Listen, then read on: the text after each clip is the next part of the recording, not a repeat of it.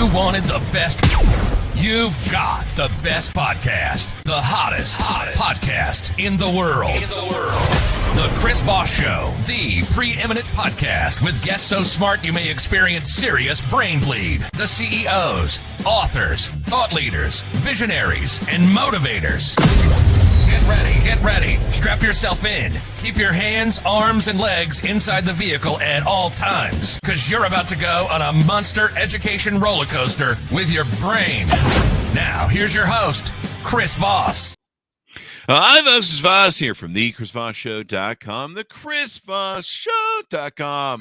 Welcome to the big show, my friends. The big podcast tent in the sky of the Chris Voss Show family, where we all come together for the communion. We all come together for the big praising and worship of wisdom and knowledge and becoming smarter, because you don't want to be in the Dunning-Kruger crowd, folks. If you know what that is, you can Google it. If you don't, well, we might be talking about you.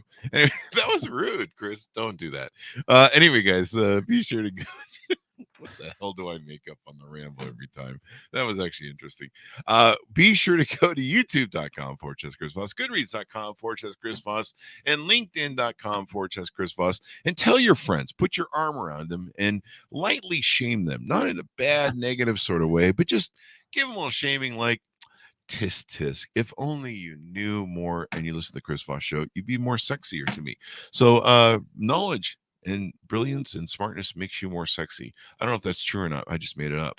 Anyway, guys, welcome to the show. We certainly appreciate being here as well. We've got an amazing gentleman on the show.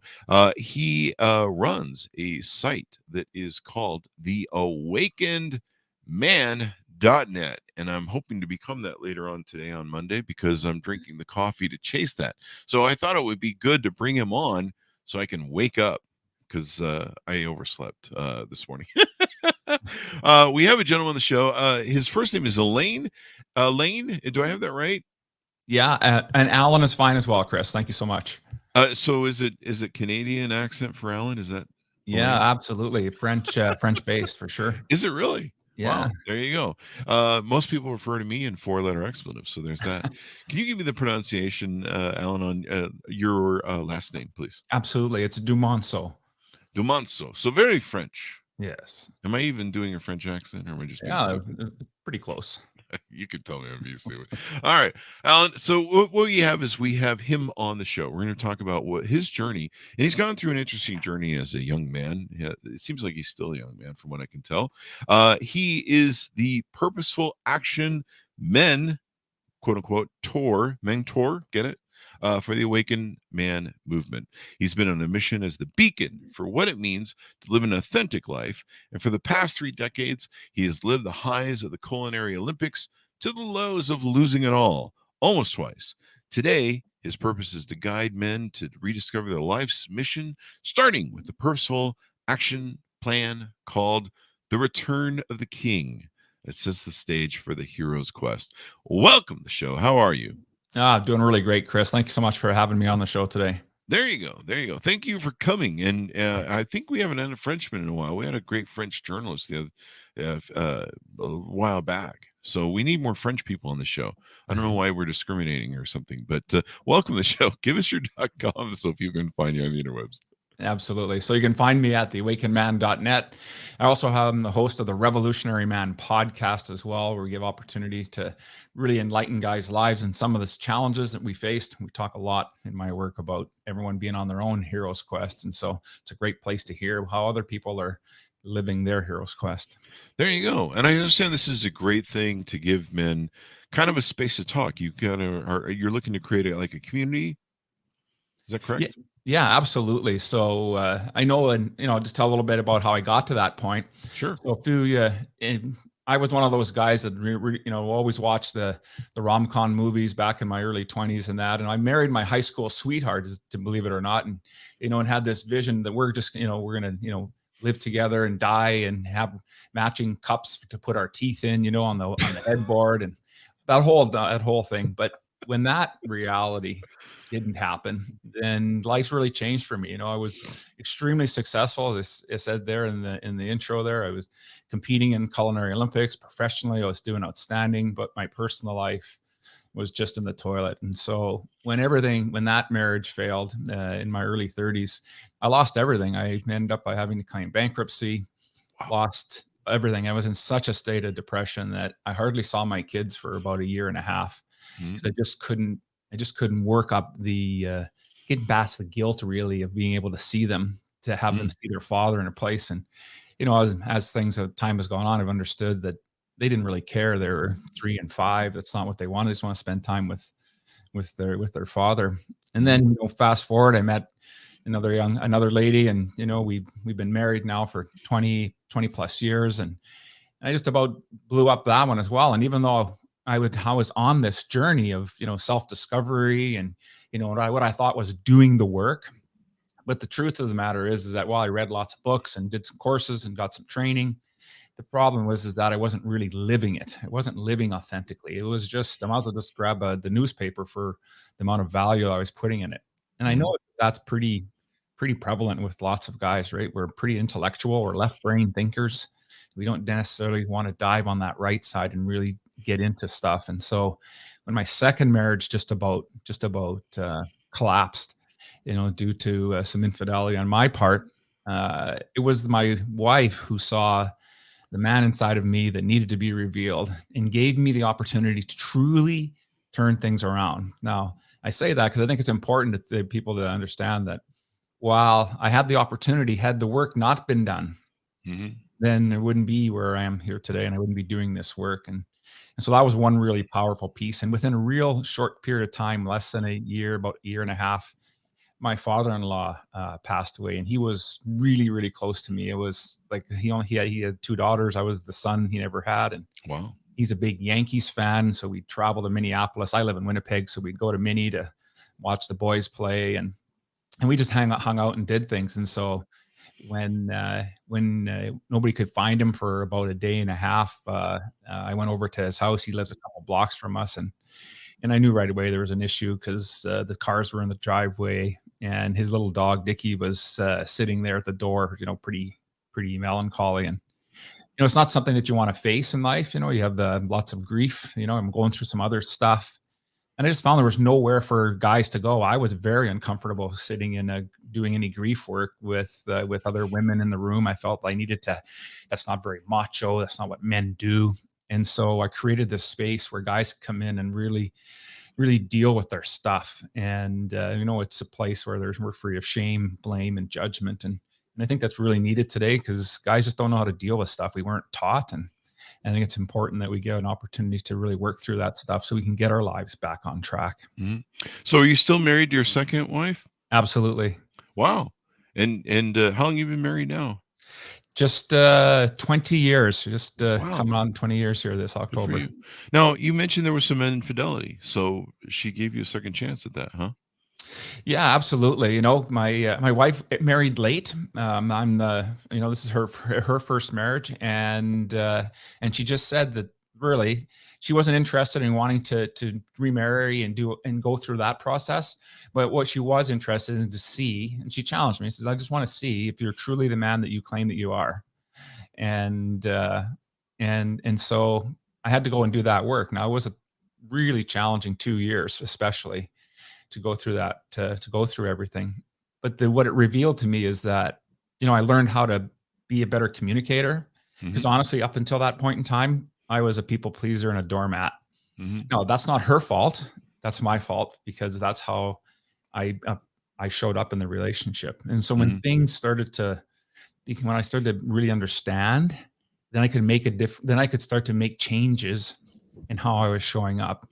And that also caused some challenges as well for her because now she's not used to seeing, oh, really, Al's acting a little differently than he normally does. But it was important for us to go through that. And we spent lots of work rebuilding trust. Obviously, that had to happen.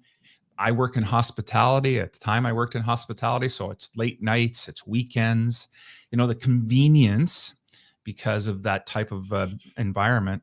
I did things to make sure that she could rebuild that trust with me, right? So access to cell phones and emails and whatever you need to do, right? Yeah, the it's interesting that the journey you go on, you marry that first woman, and you're kind of in that mode that you mentioned, and I sometimes refer to as one-itis, or the soulmate myth. Mhm. Do you have any thoughts on that sort of thing that men are going through, and why we have that mentality? Yeah, well, we think we have. I think that what it boils down to is that we just think that we can't do any better, right? And this is it. Like, we've hit the pinnacle. We've got this individual that's in our life, and then we just pour everything into it. And one of the things I've learned is that I truly believe that men fall deeper into love than women do, and it takes us longer to get out, and that's how it takes us longer to get out of it. Yet when we're in the relationship, all we know on how to react and live in that is that we mirror what we've seen, whether that's through our parents' relationships, through other family dynamics. And I think that we feel that we can't make a different choice, and so we just go through life. We're just repeating motions and behaviors that we've seen. We're mirroring them, but we haven't really dealt with the real hard stuff. And what I mean by that is, I talk in one of the programs, we talk about the big three. Are we in alignment with sex, spirituality, and money? Because if the relationship's going to have challenges, it's going to have challenges in those three areas. Everything else is going to come back to those three pieces. And so, can we be in alignment with what those three are? And that doesn't mean we agree on all of it, but we understand where the other person's coming from. And if there's too much of a gap, well, then we can make different decisions before kids and homes and everything else comes into play. It's not that you can't, it's just messier, right? When I was growing up, I looked at how my sister dated, and my sister would talk to me openly about it. And I finally had to ask her to stop, because I was going to switch teams if she didn't. It was, the way women think is very complex and scattered at the same time. And so you never know where, the stuff she would think about, I would be like, I really can't be on a date with a woman and know that she's thinking that way. And they can multitask very well. But there's a lot of stuff that goes through their mind where we're kind of a little bit more focused on stuff, but we also, don't multitask as well as they do in their head, I think. You talked about how men don't have spaces. One of the things that a lot of men don't realize is it used to be prior to the 70s and 80s. We had bars we could go to. We would go to football games or baseball games together. There were man places and man spaces that were only men's spaces, much like women have only women's spaces now, which is kind of an interesting flip, considering they wanted into all of our spaces. And so men didn't have these spaces, and men don't talk to each other anymore. And I know something when I was growing up. I'm a guy who's 55. I've been single all my life by choice. I tried, playing the social form constructive game that was given to me, that like, go be a resource mule and pump out stuff and provide for people, and then people can just divorce you and tread on you. But each relationship I went in, there was trouble with the gals, and I wasn't the most perfect person either. I'll take 50-50 blame, but there's no men's space where men can go to the bar and sit together and talk about men's stuff. And when I was dating, and when I was seeing all my men friends go away, a lot of my men friends would come to me and go, "Hey, Chris, we can't be friends anymore because you like to be independent, and you're a fun guy having your single life, and you're a bad influence on me," my girlfriend says, "and we're getting married, so whatever. I'm not the guy who gets invited to weddings," which is fine with me, actually. And so I would find that these men were getting programmed very early on, and they would just, like you mentioned, they would think that this is the one-itis person, this is the all-in person. And it's been said that what I find now, men really isolated and going through a lot of depression, which is probably why we have a higher suicide rate than men, or than women. And it's because those spaces have been invaded and they've been taken away. And so we don't have the ability to sit and talk. In fact, if anything, in certain parts of our society, we're shamed. There's a lot of shaming going on now because we hold to our biology, and we want certain things, we look for certain things. And there's a reason for that. So I'm glad you're creating these spaces because we need them. Men need to talk to other men. And part of it's tribal, I think, Yep. where, when I game with my friends, and they're mostly male, they're all male pretty much. I have some female friends that I can game with, but, mostly the continuous men. And when we get together, we're tribing, we're doing caveman shit. Yeah. We're getting together, we're forming a tribe, we're going and achieving things. Yeah. And there's something hanging out with other men. It feeds your testosterone, and it does a difference. So I think men's space is really important. It's important that men recognize that they need to go hang out with other men sometimes and just do men shit. Oh, 100%. The only way you learn how to be a man is in being with other men and being in masculine environments. And, some of this challenge also goes back to the rise in the fatherless homes, right? And so it's a huge issue. And this isn't about, and when I'm saying that, this isn't about the single moms not being, having to live this life. What I'm talking about is, just as a man, I can't raise an individual to be what it's like to be a woman or a mother. The mother can't provide that either. There's just things that men bring to the table that are different. And we have to be able to recognize that that's the way it is. And so that brings a lot of the youth now that are coming through that are in this position, and they don't know how to interact. They don't know what it means to be in a man's space, where most likely they're going to be held accountable. At least that's the kind of work that we do. And even though I said it's no shame, blame, and judgment, we still hold each other, with love and compassion, our feet to the fire.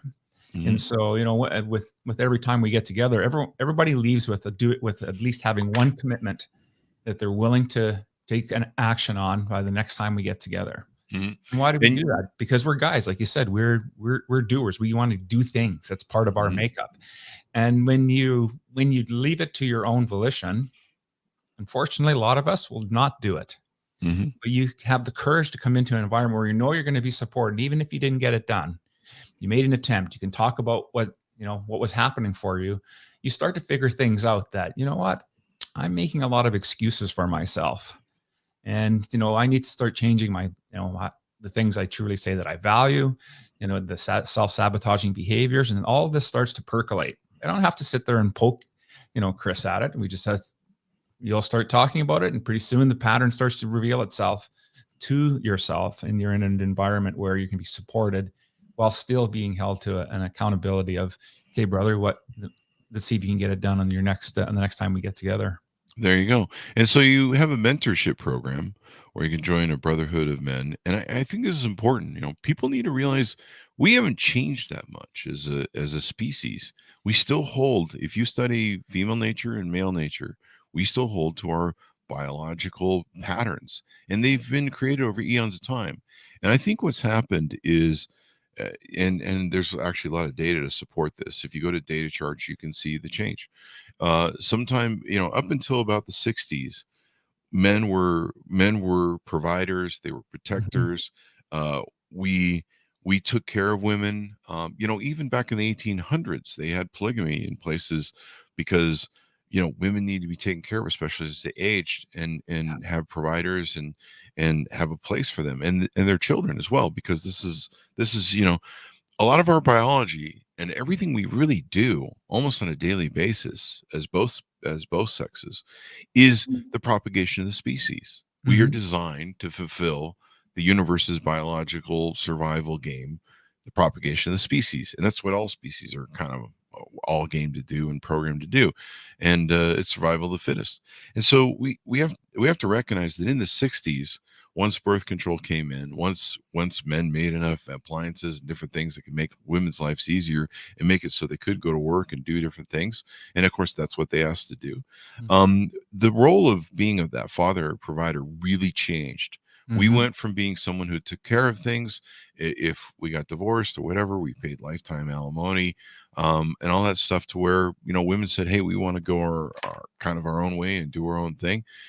And that whole world changed. And I think a lot of men really got lost in that age. I grew up in an age where I had an alpha grandfather and a very wannabe alpha but beta-tized father. And so I saw the crossover. And growing up with an alpha grandfather, I used to call him my true father, because him and my grandmother were the most toxic, non-toxic relationship I had. On the alternative, I had a very toxic grandmother, and a very nice grandfather, but a very toxic grandmother. And a lot of this comes from childhood trauma that she probably had. I don't even know what hers was, but I can tell it's probably extensive from what I've learned in life. And childhood trauma seems to bring out a lot of that stuff. But having an alpha grandfather who taught me boundaries, who taught me standards, who taught me how to be a man. We did men's stuff together. Fishing. He taught me all the stuff that you need to be a man, and the tough stuff. Work. And his wife was one of the most happiest wives I've ever known, because she was my grandmother, and she was the most nicest person. And they had their roles. In fact, it's kind of funny, you mentioned earlier in the show, they had their teeth in jars too, and I'll never forget that. So when you brought that up, I remember seeing their dentures in the thing. When I go in the bathroom, I'm like, God, that's gross. Yeah. Never get old, Chris. But they had roles, and she was very happy, and she was left with a wonderful retirement package for the Union Pacific back in the day. This is the old standard. And part of what happened too in the 70s is men, started losing their massive jobs, and billionaire companies went, hey, if we double the workforce, we can keep wages capped for 40 years. And so men kind of lost that whole retirement program, all the strength they had in, being able to provide and protect. And it became, job turnover in the 80s. If you watch Wall Street, you understand what that is. And so there's been this thing that men kind of started somewhere in there, probably by Disney. It's referred to as Disney myth, of the one-itis, of the, you must find that one person who stays with.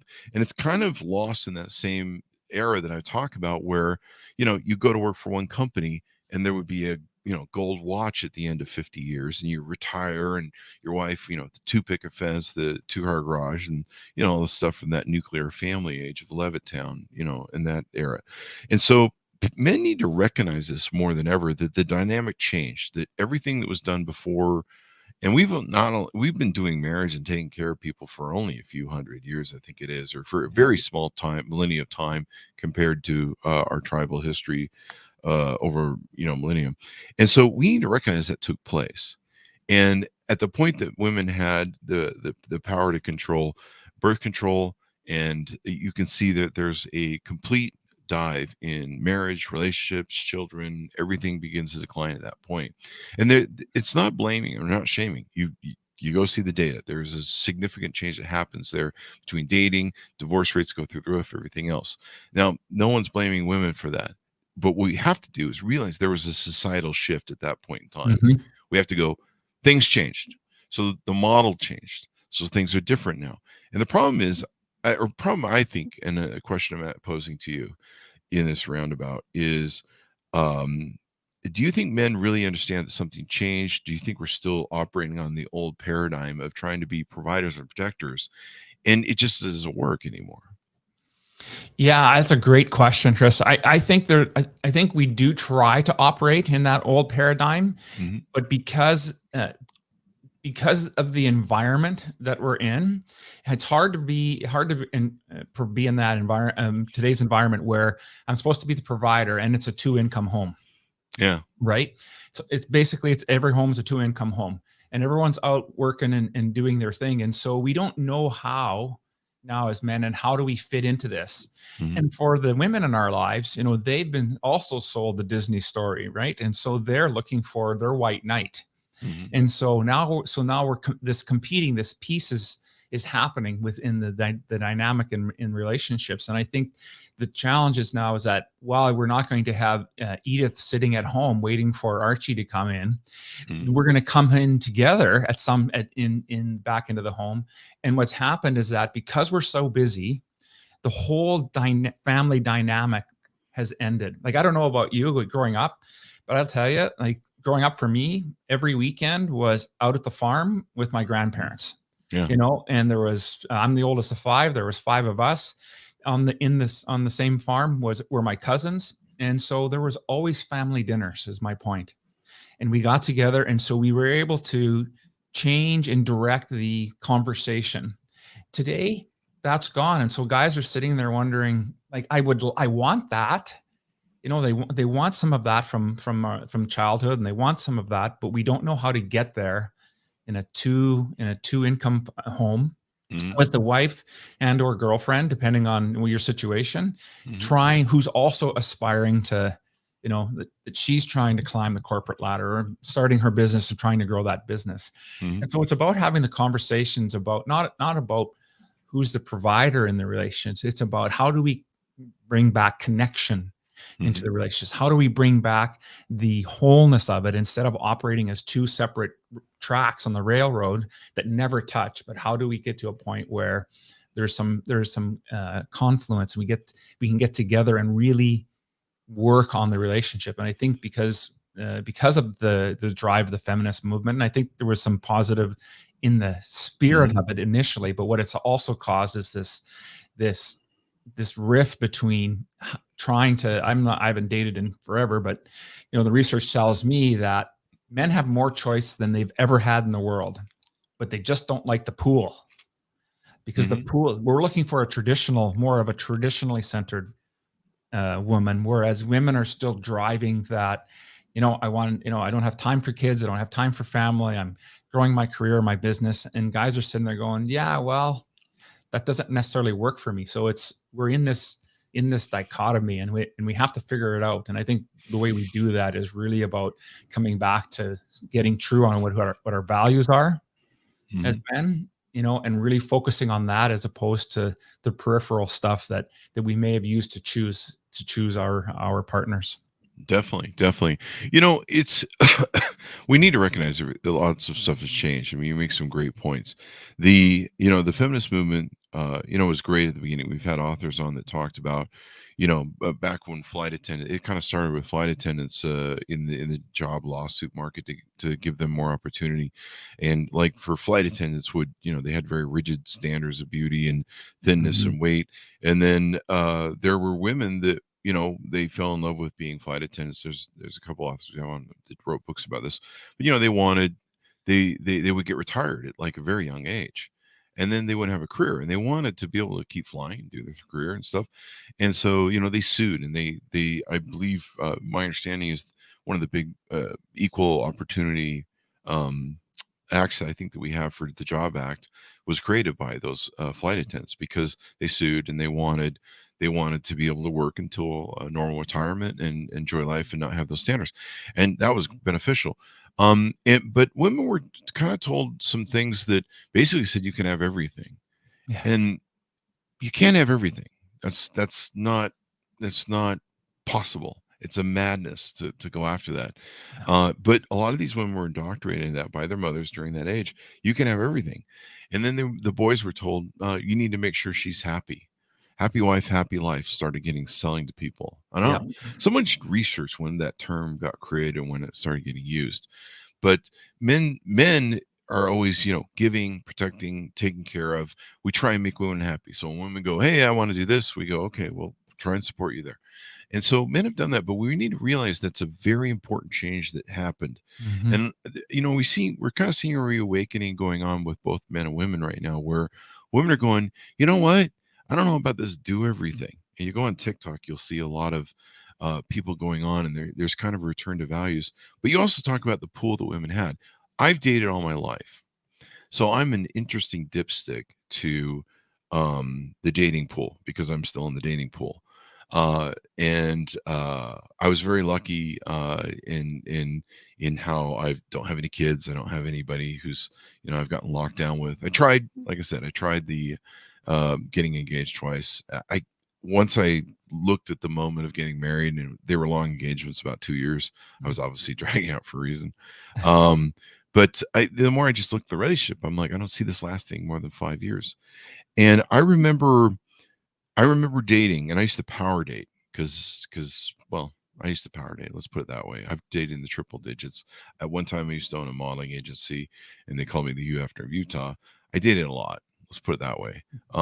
So there was a sea change that took place, and it came culturally from the Kim Kardashians, the Hiltons, but also came from Paris Hilton. And it also came from Sex in the City. And Sex in the City really changed the dynamic. Like, I would go out to dinner, and basically I'd be interviewed as, you know, a lifelong partner, a partner who would provide, have kids, want to get married, all that sort of stuff. I was really looked to as a provider and a traditional father. And when Sex in the City came out, it really sold this concept to women that, hey, you don't have to adhere to the biological shaming of the community that once told women, hey, we're going to help you make sure that you, if you have kids, that you find a good man, and that you know, and communities did that because communities knew in the old tribal system, and even why marriage was created, that if women had children outside of wedlock, no man would want them anymore. And it was shamed because the community ends up paying for it. Even today, our community pays for it. When a lot of single mothers are on some sort of support or welfare, or even then, the government is designed to provide them with alimony and take it from the father, and provide them with alimony, child support. And I'm not saying that's a bad thing, but it was designed that way to protect them and help them. And now the model's kind of flipped. But what I saw is a sea change in women's attitudes at Sex in the City, and there's a lot of data on this too as well. And they were culturally sold this: you can go mess around in town, you can have hundreds of partners. I mean, that's what the show engaged. And at the end, when you get really old and you decide you're not going to play with the boys anymore around town, the Chads and Alphas, that Mr. Big will show up and be your Romeo White Knight, and he'll be the millionaire with all the money, and he'll take care of you. And they were sold this idiom, and I saw a sea change in the women that I dated. And at that point, I predicted, and this was 30 years ago, I predicted that we were going to enter into a more hedonistic society. The family was going to collapse. The family unit, nuclear sort of thing, was going to collapse. With the rise of people going through this hedonistic, I care more about, you know, getting my rocks off and having fun than really building a family and building something for a life. You know, we became more transitional. We've done that with our homes. We've done that with our cars. We've done that with everything. Now we're in a point where we're not even owning homes anymore. We're becoming a renter society. And this whole dissolving of some of the standards that people did there was in the wealth thing. There was the huge change and the sea change of what happened with social economics, with, you know, trickle down economics, the Reagan era, and different things happened to put us into that place. And so men have kind of been combobulated with lost with everything. And then of course women have come in our spaces. So when we're around women, we can't talk about the stuff that most men would talk about. We can't talk about, you know, our deep-seated stuff. But there's been the sea change. And I think it's important that men recognize that. You know, now we're in a very hyper hedonistic environment. If you've been on OnlyFans or Instagram, or, you know, if you even look on your Facebook thing, and we have to realize that I often term social media as the great husband replacement. And women, you know, because this is a biological design, it's a feature, not a bug. They look for validation, and they look for attention. That's why they, you know, if you go on your Facebook feed, if you go on your stories, if you go on your Instagram, why are women taking their clothes off? Why are women wearing lower cut shirts? Why are they trying to look at the prettiest they can? Validation, attention. They're trying to get the attention of viable mates to wife them up or mate with them, et cetera, et cetera. And but also to, you know, feed the need of their emotional security storms that they live on. Women process through emotion, men process through logic and reason. That is a fact. Women have logic and reason if they adapt to it, if they focus on it, but it still processes their feelings first. Yeah. And that's just the way our brains are designed. And if you understand biology, we're designed that way. We're complements to each other. We're designed to have individual strengths. But this lie has been told to us that we're equal, and it's been sold for about, for almost 3 generations now. Yeah. And I think what people are waking up to is going, hey, we're not equal. There's a reason men are men and women are women. Now, you know, we can go do the same similar jobs together.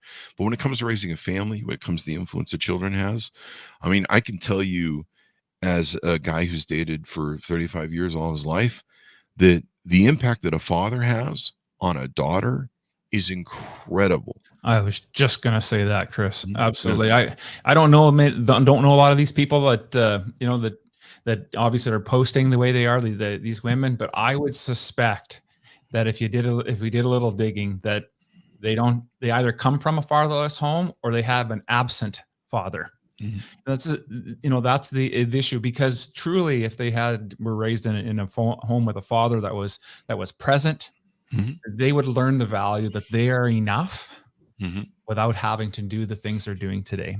Yeah. And that is and that ends up by perpetuating, a different, I'll call it a different class of guy, right? A guy that's Mhm. just looking to hook up and not really looking to do anything more than to validate the hole that he has within himself. And so we have this, and you hit the nail on the head with this society being so hedonistic and the way we're moving forward. And it's because we totally have lost our sense of values. And I think the challenge is that our work to do today now is to bring a sense of values back. And and sometimes when people hear that word, they think about that word, they think that maybe we're talking about being more religious. I'm not talking about that. I'm talking about, are you willing? Can you look in the mirror at yourself for the actions that you've taken on today? Mhm. And if you have the cringe moment, then I suggest that you have a value that's being misaligned. And I think we need to, and that's the work that we need to do. They always say that the work is in the wound. And if Yeah. we're not willing as guys to actually look at that, the father wounds of how we were raised, whether they were absent or not. My dad's no longer with us. I can tell you, he never said once that he loved us. Now, Wow. does that mean that I wasn't loved by my dad? No. He, born in the 30s, they were going through tough times. We just knew that every day there was food on the table, there was a roof over our head, and I didn't necessarily need that closeness. But my ex-wife, my high school sweetheart, when we started dating, we go to their home, their family dynamic was all the kids would kiss their mom and dad goodnight. Hmm. Just the way it is. And there was, boys and girls, and it didn't matter what age, 15, 16. And that was just a different type of environment, right? And so I think we can take we can look at our past and say, it was really bad, and leave the blame there. Or we can move that thing forward to the present and do some work, and do some work and understanding that, like, I don't begrudge my father. I love my father to death for everything that he did. It's the man that he was. What I regret is that I didn't have the ability within me while he was alive to go talk to him about the things that were important to him about growing up and what happened to him in his life, and to really get to know and understand the man. And I think, this kind of, really talks about this whole problem in society today, is that we just don't, as men, we don't know how to have those conversations. It's uncomfortable. It doesn't smell good for us. So we just don't want to go there, but it's so important for us to be able to have those conversations. And, we can do what we normally do as guys, is wait to the 11th hour to finally go see the doctor, and then get the bad diagnosis that you got to lose weight. You have to change some different things in your life, or we can recognize it earlier on and get in there and do some things. There you go. Now, how do you help men? When you consult, when you work with men, tell us kind of about the process, or how people can reach out to you and get involved. Absolutely. So we offer two different programs. Our first one is a group mentorship. It's our band of brothers. So what we do there is we work through, help guys in the initial stages is to work through crafting what I call a personal vision and mission statement. And it's really an opportunity. It's 8 or so modules. We go through some of the, we call it the 4 horsemen of life. It's really the work based on Moore and Gillette with the King, Warrior, Lover. And it's really about understanding how we can get more centered in that, understand how we show up. And we really tackle their values and beliefs. So you hear me talk a lot about that today. Really unpack what are these self-sabotaging behaviors? How are they going to take them? How are they going to derail themselves? How do they derail themselves? And by the time they're done this piece, then they get an opportunity, then they can finally craft a mission and a purpose statement. And what it is, it's really a guiding light for them. It's not a forever thing. It's going to evolve as they evolve and grow. But it's really an opportunity for them to do that work and then be able to share that with other men. And so monthly we have a different topic. We focus on an aspect. We also follow, I really liked Ben Franklin's, how he did his values piece. So we do have a monthly virtue that we get to spend time working on. And it's really a great opportunity for guys to do that. And so we meet twice a month with that. The other program is if guys really want to dive in and really get inside and really do that work, we call it the Hero's Quest, and it's an intensive 90-day program where we really unpack all aspects of their life and really get down and diving into what it is that's been preventing them from living the life that they've desired for. So those are the two programs, and they've been working pretty well. We're pretty happy with the results we're getting. Awesome sauce. It's really important that men start realizing they need to talk to each other. And I really encourage men to talk to each other. My gaming community is all know guys sometimes for years, and then they'll open up to me about something's going on in their relationship. And the one thing I learned very early on from my alpha grandfather was there were boundaries. And part of them were very traditional boundaries, but they were that way because of his time. But this is my grandfather. He worked hard all of his life. And not to say my father didn't, but he didn't. No, actually, I need to correct that. He didn't. My father worked hard. And he tried to provide. And he tried to do all the right things. But there were some different things that he had going on that were screwing with him. And a bit of narcissism and different issues. And he was kind of a little bit more lazier than my grandfather. But my alpha grandfather had boundaries. And you knew where the line was with him. And my grandmother, I'm sure, had whatever her boundaries were, but the two of them seeing this healthy relationship with boundaries, with him having a very solid role of what he did, she having a very solid role. They knew what their roles were in the household. And seeing the security of a woman in her feminine was what that showed me. And they were the most, I'm sure she wasn't always happy. She probably hid some of that from us. In fact, we never really saw it. She was wonderful. She was the grandmother that would give you if you asked for her arm, she cut off and give it to you probably, with lots of love. That'd be funny, but she was that kind of woman. If you went over there, she would cook you a meal, whatever you wanted. She'd take care of you. She was the best cook too. And to see this role of a very healthy boundaries relationship. My grandfather, even as boys, we knew where his line was. We knew where his boundaries was, and he communicated them very effectively to us.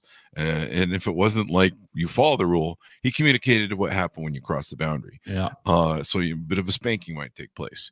A lot of that's lost. Like I on Facebook, I asked the other day, after listening to one of my married friends' crisis, I asked everybody on Facebook that were men. I said, how many of you set boundaries in your relationship? How many of you know what they are and set boundaries, active boundaries in your relationship? I got 2 people that out of normally, lots of things that I get, only 2 people. And I even said, you can privately DM me if you want, because one of the problems men have is they can't talk about this, or if their wives see them talking about, their girlfriends see them talking about, they're going to catch shit. And so I'll get DMs because men are afraid to talk about this, which tells you the state of where men are. And so I'll get DMs, Chris, you really call it out. I'm like, can you put that in the comments? No, if my wife sees it, she'll get angry at me. I'm like, how do we get to this world where men are so feminized and pussified that they're afraid of women? They're afraid of making her angry. And for me, I've dated all my life. I have very active boundaries I set in a relationship or in a dating sphere or in my rotation of people that I date. I have very specified boundaries. You do not cross these boundaries. And I'm very hard with my boundaries. I don't fuck around. You don't fuck around with me or you find out. And if I just ejected someone from my life last night that was actually a male friend in my gaming communities who got toxic, and it just got too tired of his toxicity. And I set a boundary and said, we're not crossing this line anymore. And once it was crossed, I said, no, we're not doing that anymore. Right. And you're out of the league, because who you surround yourself makes all the difference. But men need to recognize these things are going on. They need to talk to other men. They need to reach out, and they need to learn more about what it means to be a man. Because seemingly 2 men claim that they set boundaries in their relationships, and they were both married. And what was interesting about both the men, they had been married for a very long time. Now, keep in mind, they probably married high school sweethearts and people that had a very low body count at that time. We talked earlier in the show about body count, hedonistic, and different things. Yeah. Biologically, men are designed to find women that won't embarrass them publicly and that haven't been all around town, and the Sex and the City effect. And so there's that dichotomy going on as well. But seeing those alpha boundaries are really important. I think a lot of men don't understand how to set those, how to maintain them. A lot of men don't even know what shit test is from women and how women test from a biological aspect in their personalities, that a man is going to be able to provide a protector, and the man is going to be able to provide security, that he's going to be able to overwhelm the invaders when they break into the house or the village. And so they fail a lot of those, and they end up in these situations that I see a lot of misery, man. I see a lot of misery. In fact, I can't think of a guy that I've ever talked to. Someone brought it up the other day in the gaming community. They asked one of my gaming friends. The one guy was like, "I'm thinking about getting married again." All the gaming guys chimed in and said, "Don't do it. Don't do it. I'm whispering so my wife won't hear me. Don't do it."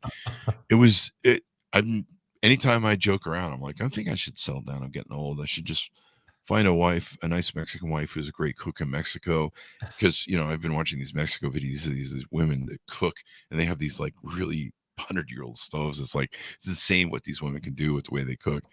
And I'm like, I'm just gonna go find me a fat Mexican wife, and I'm just getting to the age where food is almost more important than sex. Yeah. So I'm like, I'm gonna get one of those. Like, don't do it, don't do it, don't do it, don't run.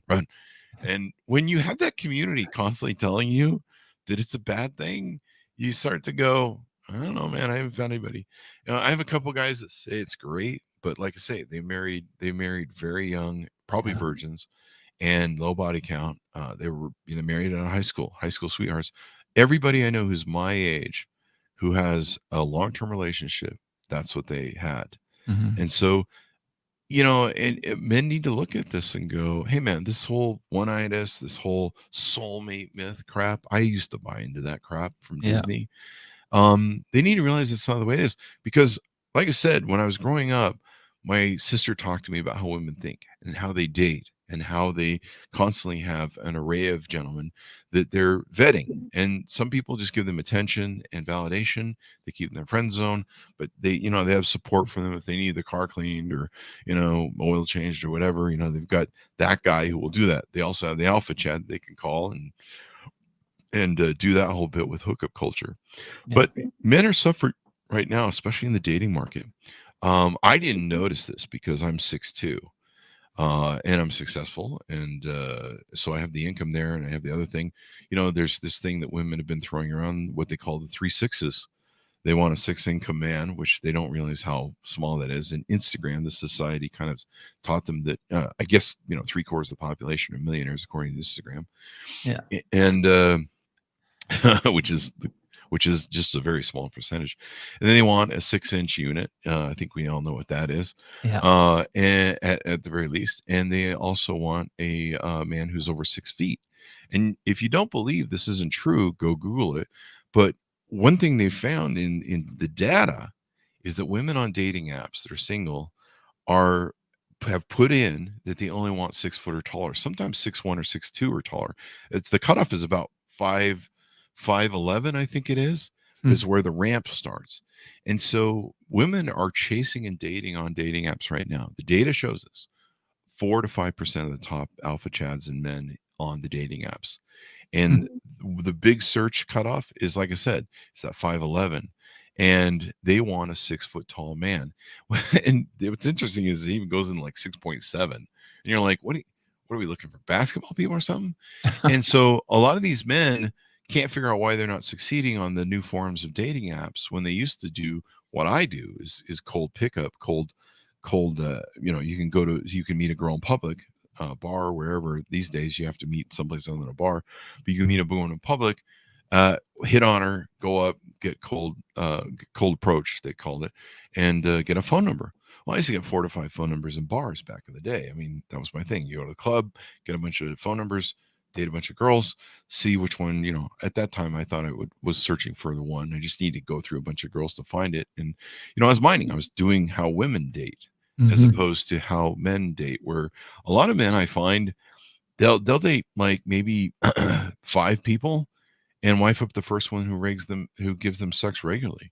There's a big thing that went on with TikTok recently where a wedding planner said, I don't know how true this is, but said that men marry the woman in front of them when they get the ability to create a family and they get the resources to do that. which is partially true from what I've seen. I've watched a lot of men wander off my dating scene and go into the marriage scene, and then they come back again. And I'm like, how was that journey? So that's the whole thing. So it's interesting, you're providing these resources for men, but yeah, I want men to realize they need to talk about these things. They need to understand what boundaries are. Women actually really, when you set boundaries, sometimes a lot of times it's a turn on. They love a man who values himself. And when you understand women's nature and their biological part of it and why they seek that, it makes sense. They seek a man of value, a man who values himself because they want stuff. If you really study women's nature, why they chase hybristophilia. Hybristophilia is where women will fall in love with men who are criminals and hardened narcissists, killers. I mean, the guys who murder people in jail and they're on death row have more girlfriends than I do. Probably more marriages too. And they have women writing to them, throwing themselves at them. Why do women love narcissists? You look at an evil narcissistic man who has a lot of power and money, and you kind of look at him and go, that guy is maybe not the most ethical, moral person in the world. He doesn't seem to give a crap about other people. But women love him. Women will chase him. Women will throw themselves at them because they're designed to seek a man of value, a man who respects himself. And they're looking for a man who has purpose and who's on his purpose. I used to have all my friends would be like, I chase women are number one, Chris. I chase women. You're so weird. You always chase money first. And I go, yeah, well, I watched Tony Montana say it in Scarface. Where you get the money, then you get the women, right? And so I understand the game. Tony Montana understood the game. I don't know why he's probably not the best character to reference on the rest of it, but maybe you should get your money in more legitimate ways and don't do the murder and the killing. But women seek this, and they seek it from a biological thing. It's not like a thing where someone's just being a jerk. No, this is what they're designed to do, because that person that provides value, that male that provides value, will be the best mating partner to provide not only their children to them, but also to their protecting them and providing for them. And that's what women seek. And so men that are dilly-dallying around with their value, that don't see that their worth is there, they're not mating. And so these men are now at this crisis point because they're being ignored by women. And there's a lot of things going on with Instagram and women being overvalidated and simp culture and everything else. And people don't realize that they're still seeking those men. They're chasing the top 4% for a reason, because they want the men of value. They want the men who understand themselves, who understand women's nature. Women don't like to know how the sausage is made when it comes to dating. They don't want you to sit down with and go and here's what we're doing on this, here's how I'm working with you. They just want you to know the game. They want you to understand women. They want you to understand them, and they don't want to have to explain it to you, because they're not good at that either. Men are very overt. Women are very covert. If you understand biology and history, you understand why that takes place. Yeah. So I'm glad these resources are there. I'm glad you're providing them. And I'm glad you're helping men. And my message is in this whole roundabout is men need to wake up and realize that the game has changed and the world has changed. And women have been told something for a long time that it appears not to be turning out very well. In my dating process that I see right now, I'm really astounded. It used to be, when I dated back in the day, most women were spinning out of their first marriages that they got married around 18 to 22. And at the height of their dating sexual market value. And what they would do is they would have children, they would spin out maybe in their 30s. And then I came along, and started, my situation went from dating to where I dated single women and had no kids to dating divorcees with kids. And so I saw that shift going on, and I went, this is kind of interesting. So I would hear about their first marriages, what they were doing in their first marriage, how they valued their man, what the whole, their whole operation of how they got there. But they would still be young enough, still enough beauty and everything that men seek from a biological thing. They would still have enough of that to get a second man. And of course, a large time they would be able to find a man who would take care of kids from another DNA source, which is not a popular thing for men. But if men don't have a lot of other options, they will take that. So Now it's very changed. The thing that women were told to do is put off marriage and kids by the corporate. It's kind of interesting how they wanted that and supported it, but they were told to put that off. Now I'm seeing women coming out of their first marriages at 45, 50, 55. And they still have that half-cooked family that I used to see of women in their 30s. But the half-cooked family now is 50, 55. And they're on my dating apps going, hey, Chris, we want you to wife us up, become the provider and protector for another man's DNA. And these kids are half-cooked. And I'm 55 looking at it going, you have kids that are 5 and 7. Now, I'm not shaming or saying there's anything wrong with this. I do think that it's not healthy from a biological aspect of why we do it, but I'm not shaming anyone. If you did that, hey, that's your life. That's your thing. You know, your boat, go row it. But you're asking me to come help row your boat. And so I have to look at it from a man's aspect and go, what am I taking on? Can I provide and protect for these kids? Yeah. But the other challenge is I'm 55. If I take on a woman who has a 5 or a 7 or a 10-year-old, I have to think, okay, I'm going to be 65, 70 by the time this kid technically leaves the house. They don't leave the house anymore, but technically at 18 when they go to college. So do I want to spend my golden years, the best years of my life, because most men die out at about 70. We start really hitting the wall health-wise at 70. And we usually die in our 70s to 80s. Do I want to spend the rest of my life doing a restart? And most men are different than me, you know, where I've been single all my life. That would technically be my first marriage. They've been through 1 or 2 marriages. They've been through your experience. They've been cleaned out maybe in their first marriage. They've been cleaned out maybe a second time in their second marriages. And they're looking at marriage from a different aspect. Like, I don't want to do that anymore. I did that twice. I want to go do something different with my life, or I'm not dumb enough to jump into bad, toxic situation. I'm not saying all single mothers and stuff are toxic, but there's, you know, sometimes you meet somebody and they haven't resolved their childhood trauma, and you've got to deal with that, and then their kid mess, and then their ex-husband's mess. I mean, a lot of times, you know, I would get in relationships with single moms, and I would learn very early on that I was married, or I was going to be married, or I was in a relationship with their other husband. You know, I'd have to deal with him calling and being in our life. And you know, sometimes I'd come home, she'd be angry and mad. And I'd be like, why are you angry and mad? What did I do this time? And she's, oh, the ex did this. And I'm like, wait, I have a guy in my relationship who can ruin my night, my woman's attitude, or you know, what's going on that day, or sometimes a week, because he didn't pay his child support, or he took the coke from the kid, or he's doing this, or, you know, he's calling drunk and being stupid with the kids, and I got to get on the phone and be like, knock it off. I've actually had to sit down with divorced fathers and say, hey, look, man, no one's trying to replace you. I'm not here to compete with you. I understand the complex situation of nature, and your kids do need you in your life. You are their birth father. I will never be able to take that from you. It would be wrong for me to do that. So you need to understand where I'm coming from, where you're coming from, and let's try and build a healthy thing for your kids, because these are your kids. And she's probably going to leave me someday and take the kids, and all my investments going to go out the window. But you're still going to be their birth father. You're the, you know, and I've dated women all my life. My friend used to own 2 strip clubs, and he used to say to me, if it wasn't for bad parenting and fathers not being a lot of times in these women's lives, I wouldn't have a business. And I'm not being crude. That's very true. I've dated all the women. I've seen the fallout of, did your dad hug you enough as a child? Did your dad give you enough attention? Was your dad in your life? Did your mother run your dad off? You know, I've heard a lot of these stories from, well, the dad just left. Dads normally don't leave.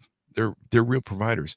And so it takes some toxicity and different things to drive them away. And a lot of times they make bad choices in mates. And we both do that on both sides of the sexes. Yeah. So I think it's really important that you have this, and men realize that the game has significantly changed, and we need to get back to our tribal interests.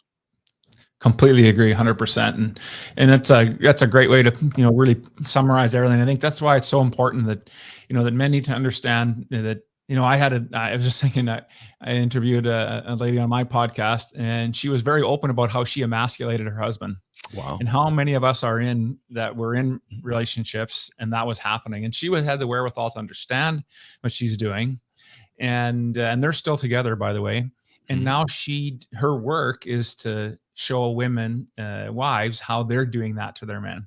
And, you know, kudos to her for doing that. But on the flip side of it, where are the guys waking up to understand? Like that, I was that guy being emasculated truly, until, and we talked a lot about boundaries, right? So setting some boundaries. What are you willing to accept and not accept for how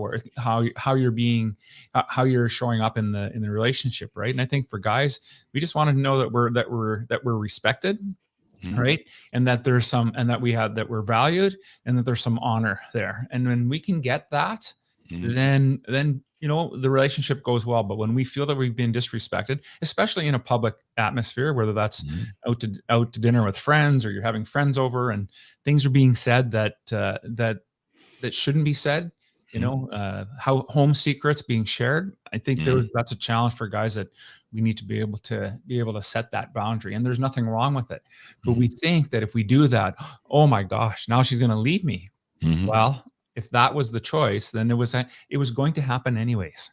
That's true. It was going to happen anyway. So what you're just delaying the inevitable. Instead, I would suggest, and you brought the point up and it was perfect, is that she's actually going to probably be turned on that you're actually standing up for something, that you have a sense of self, what's important for you. And when we start showing up that way, yes, it's going to be uncomfortable, because she's going to go, just like my wife did, who's this guy?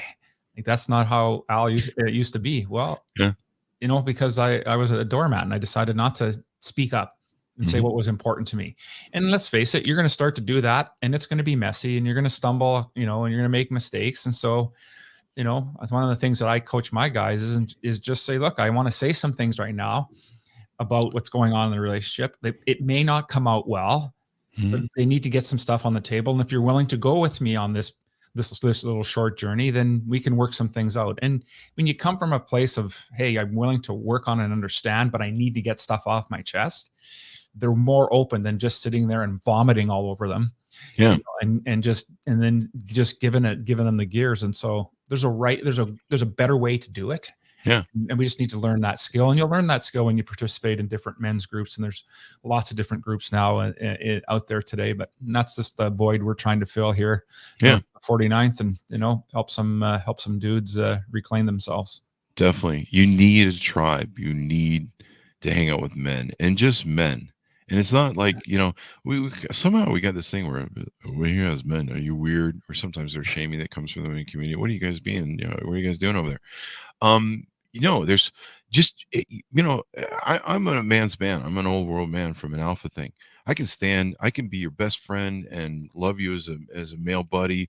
My guy that I'll go to war with you. You call me, man. What's that old Ben Affleck thing where he comes in? We don't know what we're gonna do. We're gonna hurt some people, and I'm not gonna tell you why, and we're not gonna talk about it after. We're not gonna hurt anybody, but you know what I mean. You can stand and fly fish with somebody for a whole day, and you come back, and your wife or girlfriend will be, what'd you guys talk about? Nothing.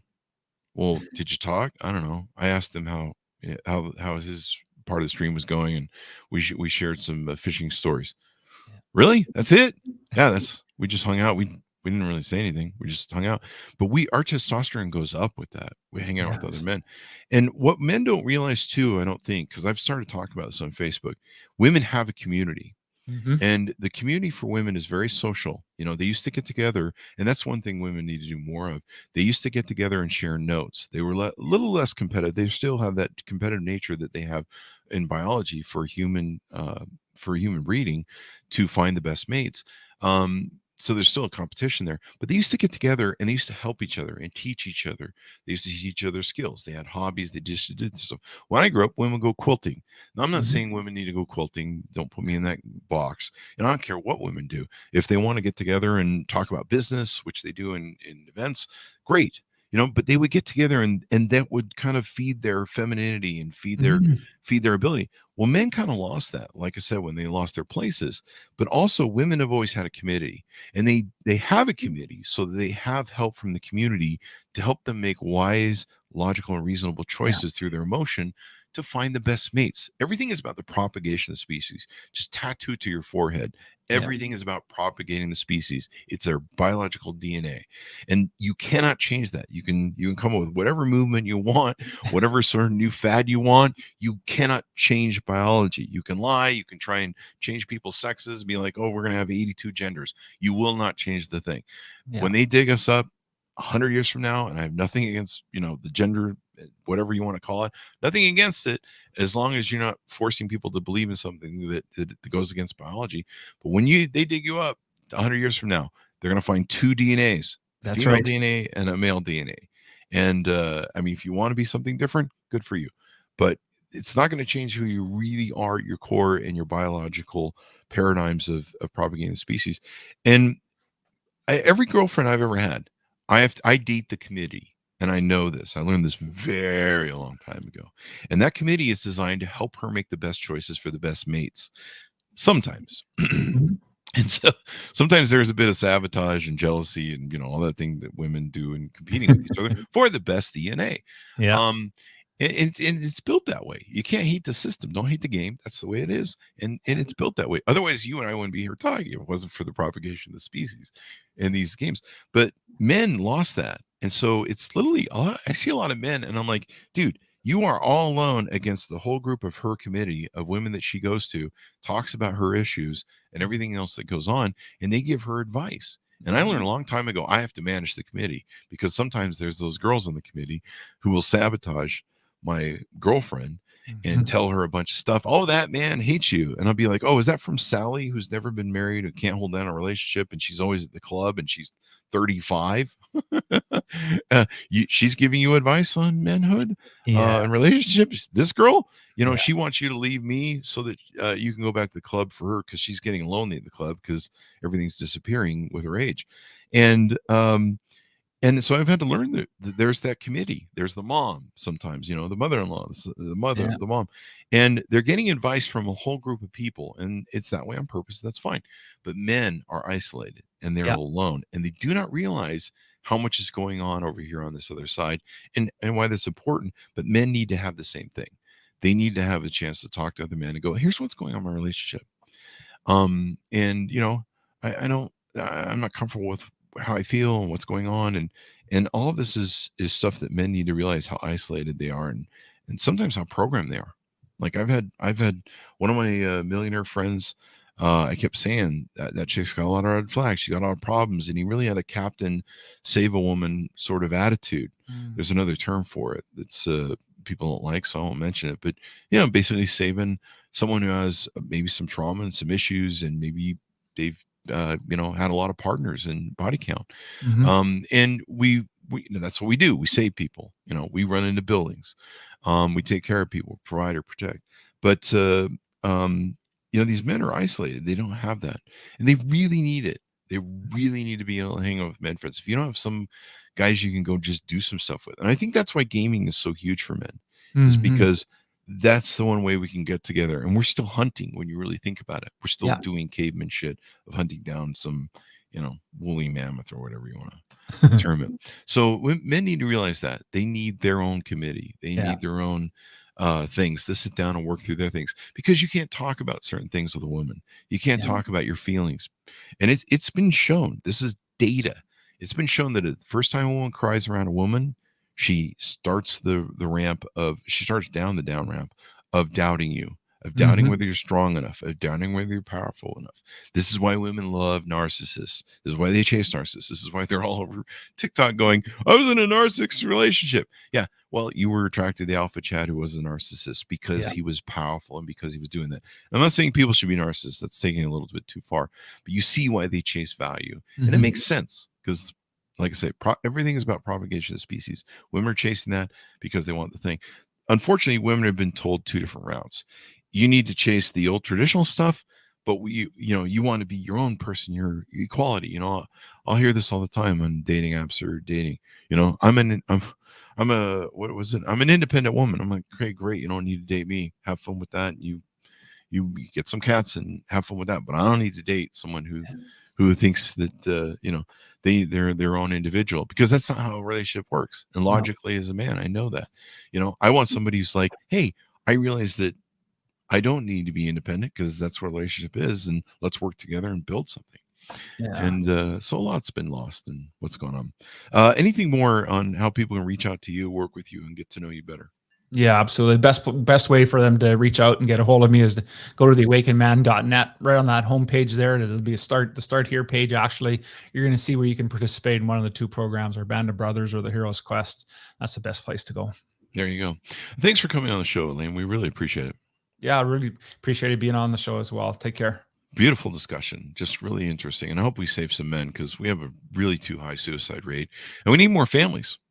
Families and kids are in decline, and boys going to college, and boys being interested in being married and stuff. We need, otherwise you end up with places like Japan and China, where they're starting to, their empires are ending because they're there's not enough young people coming up reading. Exactly. Anyway, give us your .coms and everything where people can find you on the interwebs, please. You bet. The awakenedman.net, and that's where you'll find everything there. And the podcast is the Revolutionary Man Podcast. There you go. Thanks so much for tuning in. Go to goodreads.com/Chris Voss, youtube.com/Chris Voss, all those great places on the internet you can find us. Thanks for tuning in. Be good to each other. Stay safe. We'll see you next time.